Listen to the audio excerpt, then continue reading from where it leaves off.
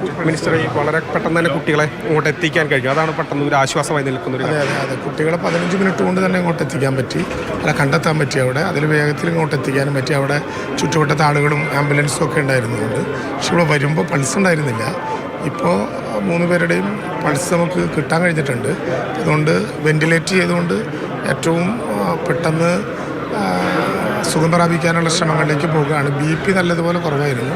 ഇപ്പോൾ പക്ഷേ BP ഒന്ന് കുറച്ചുകൂടി നേരത്തെ വന്നതിൽ കുറച്ചുകൂടി മുന്നോട്ട് വരുന്നുണ്ട്. ഇതിലൊരു കുട്ടിക്ക് മാത്രമേ സ്ഥലം അത്ര ധാരണ ഉണ്ടാവുള്ളൂ. അതെ അറിയാൻ സാധ്യതയില്ല. അല്ല, ഈ 3 പേരും പട്ടിക്കാട് സെൻട്രലിലെ മെട്രോ നഗറിലുണ്ടായിരുന്ന ആളുകളാണ്.